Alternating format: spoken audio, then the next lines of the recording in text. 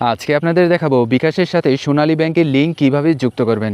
এই কাজটি করলে আপনি যে কোনো সময় আপনার ব্যাংক থেকে বিকাশে টাকা আনতে পারবেন, অথবা আপনার বিকাশে জমানো টাকা আপনি আপনার ব্যাংকে পাঠাতে পারবেন।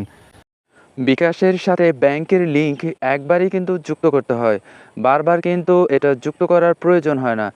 একবার ব্যাংকের সাথে লিঙ্ক যুক্ত হয়ে গেলে আপনি খুব সহজে অ্যাড মানি করে ব্যাংক থেকে টাকা আনতে পারবেন, অথবা ব্যাংকে যে কোনো সময় আপনার বিকাশের টাকা পাঠাতে পারবেন। তো আমি সোনালী ব্যাংক দিয়ে দেখাচ্ছি যে কিভাবে বিকাশের সাথে সোনালী ব্যাংকের লিঙ্ক যুক্ত করতে হয়।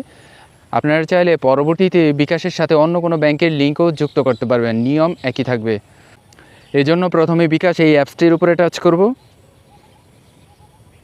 তারপর ঠিক এই জায়গায় পিন নাম্বার দেব। আপনি আপনার বিকাশের পিন নাম্বারটি এখানে দিয়ে দিবেন। এবার দেখুন আমি হোম পেজে চলে আসলাম। এবার এখান থেকে খুঁজে নেবেন অ্যাড মানি। তো এই যে আমার বাম দিকে অ্যাড মানি দেখা যাচ্ছে, তো আপনি যদি খুঁজে না পান তাহলে এই যে আরও দেখুন, এটার মধ্যে টাচ করবেন। এটার মধ্যে টাচ করলে অ্যাড মানি অপশনটি পেয়ে যাবেন।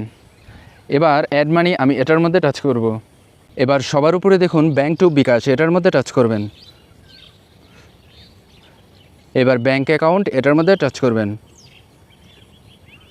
টাচ করার পরে এই যে দেখুন এখানে অনেকগুলো ব্যাংকের নাম কিন্তু দেওয়া আছে।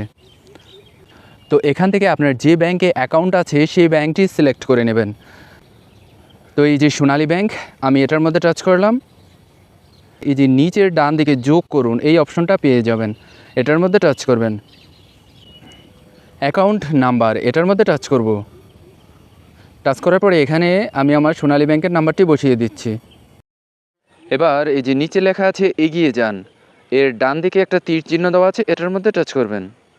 টাচ করার পরে অ্যাকাউন্ট টাইটেল, এখানে ব্যাংক অ্যাকাউন্ট হোল্ডারের নাম লিখুন, অর্থাৎ ব্যাংক অ্যাকাউন্টে আপনার নামটি যেভাবে দেওয়া আছে আপনি নাম সেভাবেই এখানে দেবেন। যদি কোনো রকম ব্যাংক অ্যাকাউন্টের সাথে নামটি না মিলে তাহলে কিন্তু হবে না। তো আমি আমার নামটি লিখে দিচ্ছি। এবার এই যে নিচের দিকে আছে এগিয়ে যান, এর ডান দিকে একটা তীর চিহ্ন দেওয়া আছে, এটার মধ্যে টাচ করব।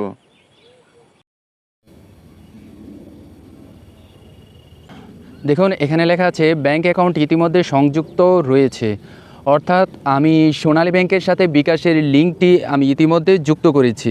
তাই আমার ক্ষেত্রে কিন্তু এই অ্যাকাউন্ট নাম্বারটি এখন আর নতুন করে যুক্ত করতে পারবো না, কারণ এটা আমার আগে করাই আছে।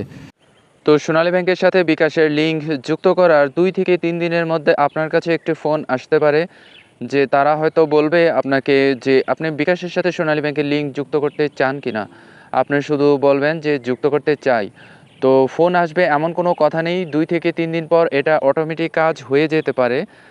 তো আমার ক্ষেত্রে কিন্তু সোনালী ব্যাংক থেকে তারা ফোন দিয়েছিল। তো আপনাকে যদি তারা ফোন নাও করে 2 থেকে 3 দিন পর আপনি অ্যাড মানি করার চেষ্টা করবেন।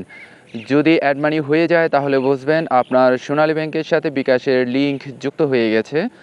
আর যদি অ্যাড মানি না হয় তাহলে আপনি সোনালী ব্যাংক অথবা আপনার অন্য ব্যাংক হয়ে থাকলে তাদের হেল্পলাইনে ফোন করে বলবেন যে আপনি ব্যাংকের সাথে বিকাশের লিঙ্ক যুক্ত করেছেন কিন্তু এখনও কাজ হয়নি। তারা একটা ভালো সমাধান দেবে, অথবা আপনি চাইলে সরাসরি আপনার ব্যাংকের শাখায় চলে যেতে পারেন। আশা করি বুঝতে পেরেছেন। পরবর্তী ভিডিও পাওয়ার জন্য চ্যানেলটি সাবস্ক্রাইব করার অনুরোধ রইল। ধন্যবাদ।